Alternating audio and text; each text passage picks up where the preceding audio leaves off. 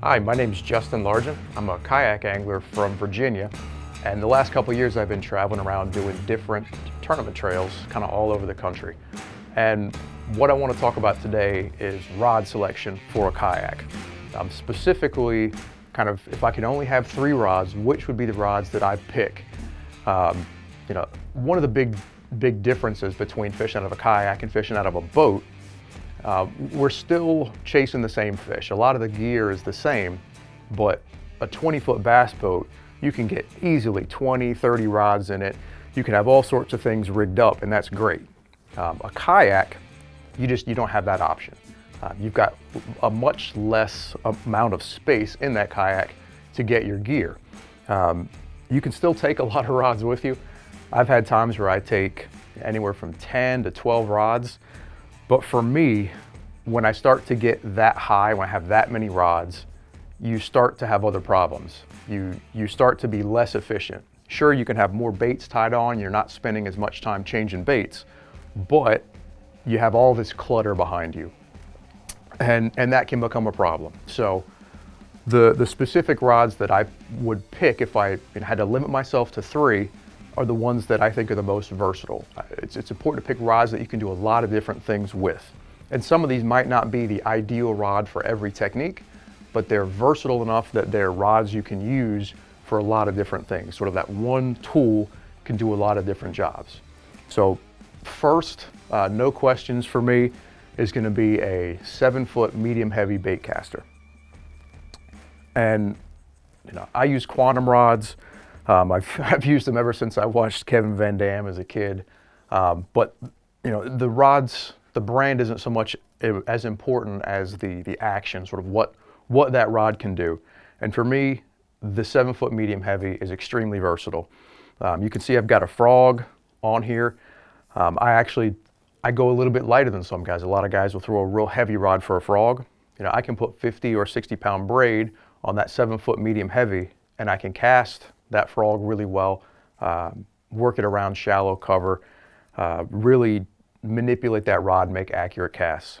But other things I can do with the 7-foot medium heavy, Texas rigs. Texas rigs, it's one of the things I rely on the most.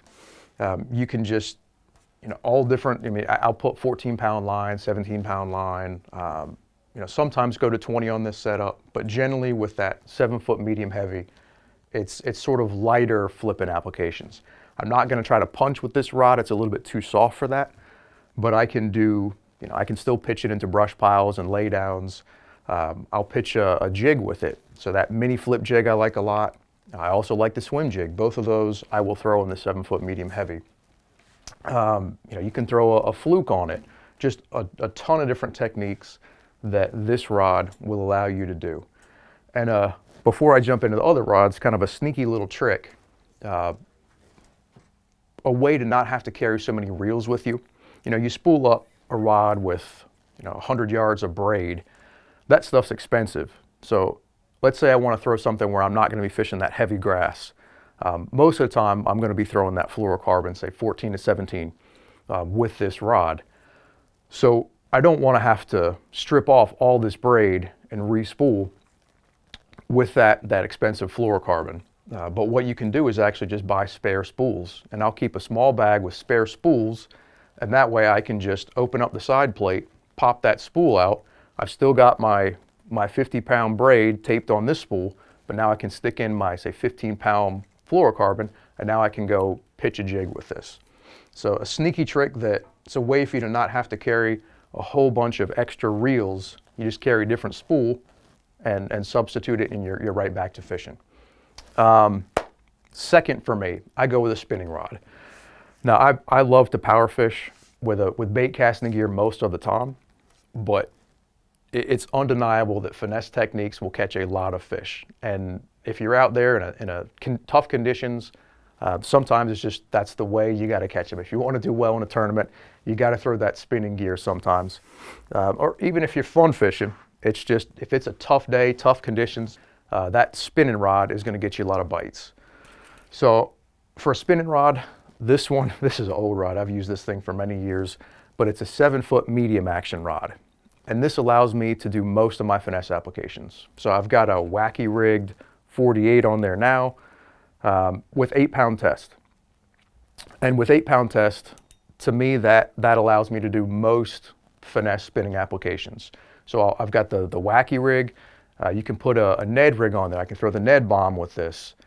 You can also go a little lighter. Sometimes I'll go 6-pound test if it's really finicky fish, if it's very sparse cover. I like 6-pound on a drop shot sometimes.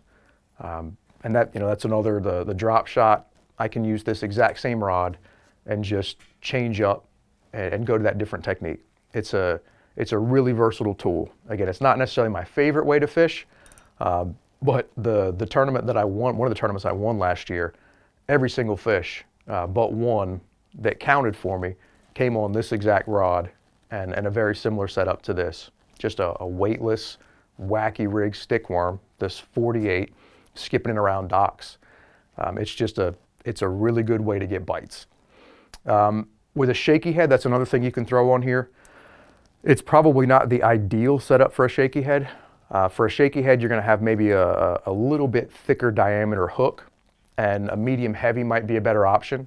But for this exercise, if I can only have one, I can get by with this. I can still throw a shaky head with that 8-pound test. I can still get a hook in them.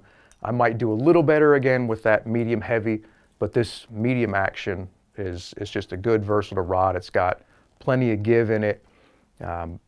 Helps me not pull the hook out from fish. And you got to be careful with setting your drag. You want to make sure you have that drag tight enough that you can get the hook penetrated, but also not too tight to where you're going to break off that lighter line.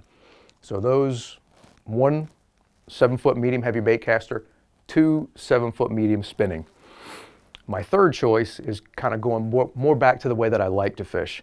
It's going to be a 7-4 heavy action baitcaster. And this is going to be my primary flipping tool. Punching, I love to punch. This rod, I would say, is not ideal for punching.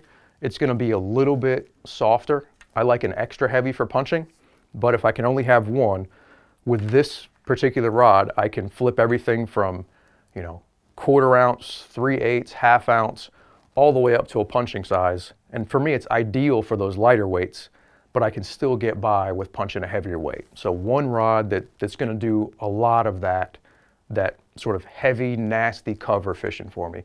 I think I have 17-pound on here right now. I'll go 20 a lot of times, but 17 to 20 with that medium heavy. And you can see I've got one of my favorite flipping baits. I've got a D-bomb on there. It's just hard to beat that, taking that anywhere around the country. That heavy action 7-4 is just going to have enough power. I can drive the hook home. I can get those fish out of cover. And for me, it's just a really fun way to fish. It's hard to beat close quarters combat with those fish out of a kayak. You're right there ground level. You're throwing into that big nasty cover. And it's hard to beat in terms of a fun way to catch them. So that's my top 3. I'm going to sneak in an honorable mention because not everybody has exactly the same style. So just because I like these 3, they suit my style, doesn't mean they're necessarily the 3 that are best for you. Something that you may have noticed that's missing, I don't have sort of that softer medium action bait caster that you might use for crankbaits. So that's my honorable mention. And what I would use for those crankbaits, or if I was going to throw top water and I only had the 3, I would go with that medium heavy. It's going to be a little stiff, I think. For me, it can get sketchy. That rod does not have quite as much give as a medium action. So when those, you get that fish hooked on a crankbait or any treble hook close to the boat and it makes that run, this rod's not going to be as forgiving. I feel like I lose fewer fish with that soft rod, but with just 3, and I've got a crank or I've got to throw maybe a big topwater walking bait, that medium heavy will work. But if maybe your style, you love to crank, shallow, medium, crankbaits or treble hook baits are your thing, then maybe substitute this one for one of the others. And this is it's kind of an old school rod. It's a medium action, and it's very moderate. It's It's designed specifically for fishing crankbaits, and hopefully you can see how much give there is, like how far down that blank the rod actually bends. It's a soft action.